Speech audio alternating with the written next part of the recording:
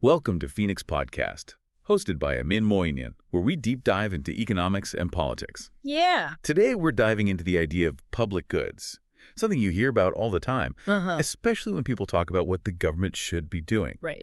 Now, you might think this is a simple idea, things everyone benefits from. Yeah.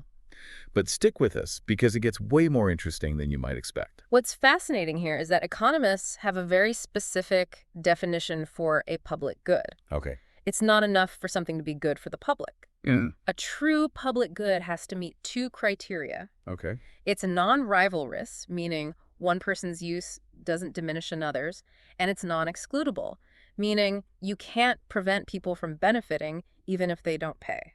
Okay, so give me a real-world example. Sure. What would be a public good under this definition? Think about something like national security. Okay. Everyone in the country benefits from the protection it provides. Right. And my feeling safe doesn't make you any less safe. Right. And you can't exactly opt out even if you disagree with how the government handles defense. So even if someone was totally against military spending, they'd still be protected. Exactly. I get it. That non-excludability thing is interesting. It seems like it could create problems, though. Yeah. If people can benefit without paying, wouldn't they just free ride? Right. I mean, why contribute if you can get it for free? That's precisely the logic behind the classic argument for government intervention when it comes to public goods. Okay. The idea is that if left to the free market, people would underprovide these goods because of that free rider problem. It's like that old saying. Yeah. Everyone wants to enjoy the shade of a tree, but no one wants to plant it. Exactly. But here's where things get more nuanced. Okay. Let's say we all agree national security is a good thing. Even then, how do we know for sure that everyone values it equally or that the government's approach is the best one? That's a good point. People have different preferences, and what one person considers essential might not be so important to someone else. Maybe someone believes in pacifism and thinks diplomacy is the only answer. Right. So even with something like national security, we can't assume everyone sees eye to eye. Absolutely. Individual preferences are subjective. Right. And measuring the total benefit to society is a tricky business. So just because something sounds good in theory, this idea of a public good doesn't mean it plays out so neatly in reality. Right. And this leads to a really thought-provoking question for you. Okay. If people genuinely value something, wouldn't they be willing to pay for it even if the government wasn't involved? I see what you're getting at. If people truly see the value in something, they'll find a way to make it happen, even if it means paying for it themselves. But let's be realistic. Sure. When the government gets involved, it's not like they're pulling money out of thin air. Right. That funding ultimately comes from Taxpayers, of course. And this is where the concept of opportunity cost comes into play. Okay. Every dollar spent on, let's say, those streetlights we talked about is a dollar that couldn't be spent on something else. And that something else might be something you individually value more. So it's like choosing between two things you want. Right. You can only have one, and picking one means giving up the other. That's the trade-off. Exactly. And what you're saying is that maybe, just maybe in some cases, people making their own choices about how they spend their money could lead to better outcomes than a one-size-fits-all government solution. That's a possibility worth considering. And I'm guessing this isn't just a theoretical idea. Yeah. There must be real-world examples where things we think of as public goods were actually provided without the government stepping in. Absolutely. Think about lighthouses, for example. Yeah. For a long time, those were privately funded and operated. Interesting. Ship owners saw the value in having those navigational aids and were willing to pay fees for their use. So even though a lighthouse could be considered a classic public good, the market found a way to provide it without the government taking charge. That's right, and it really challenges the common assumption that certain things must be handled by the government. History shows us there might be other ways to approach these things. So coming back to our initial question, Yeah. is this whole public goods argument for government intervention a fallacy? It seems like it's not as straightforward as people might think. Right? We're going to take a quick break, but when we come back, let's unpack these nuances a bit more. Stay tuned. Sounds good. It's important to clarify that we're not suggesting the government never has a role to play. Right.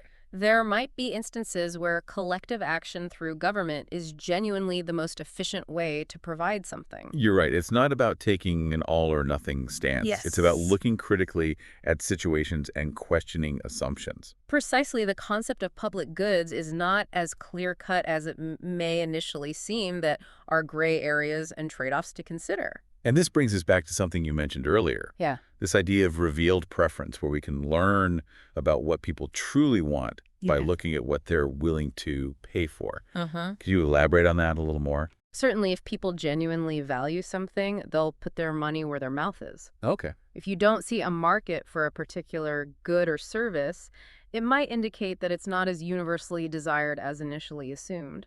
That's a really important point for you to consider. Instead of assuming the government always knows best, ask yourself, is there evidence that people actually want this? Are they willing to pay for it voluntarily? And if the answer is no, perhaps there are better ways to allocate resources, ways that respect individual choices and allow people to prioritize what matters most to them. So it's about empowering individuals to make their own decisions. Absolutely. And recognizing that those individual choices, when combined in a free market, can often lead to more efficient and satisfying outcomes compared to top-down government mandates. We've delved into the theoretical side of things, Sure. but how does all of this play out in the real world? Let's revisit that lighthouse example. For centuries, they were privately funded and operated. Ship owners understood the value of these navigational aids and were willing to pay fees for their use. So even though a lighthouse fits the definition of a public good, non-rivalrous and non-excludable, the market managed to provide it without government intervention. Precisely. And it goes beyond lighthouses. History offers numerous examples of what we now consider public goods being successfully provided by private individuals or organizations, private roads, fire protection services, even security patrols. These were common before the modern welfare state. This challenges the conventional wisdom that the government is always the solution. It certainly encourages us to reconsider our assumptions about what the government should be doing and what might be better left to individuals and the market. This has been a fascinating dive into public goods, so what's the key takeaway for our listeners? The next time you hear someone argue that the government should provide something because it's a public good, don't just accept it at face value. Ask questions, dig deeper, consider alternatives. Challenge the status quo. Exactly, because there might be a better way, a more efficient way, a way that respects individual choice and leads to better outcomes for everyone. It's about fostering a spirit of inquiry and critical thinking. And with that in mind, let's leave you with a final thought to ponder. Think about the public goods you encounter in your daily life. Parks, roads, libraries, even the internet. Could there be alternative ways to provide these things, ways that leverage the power of the market, individual initiative, and voluntary cooperation? It's a question worth exploring. The answers might surprise you. Thanks for joining us on this deep dive into the fascinating and often misunderstood world of public goods. Until next time, keep those minds curious and those questions coming. It's all about realizing that maybe, just maybe, things aren't always as simple as they seem. Right.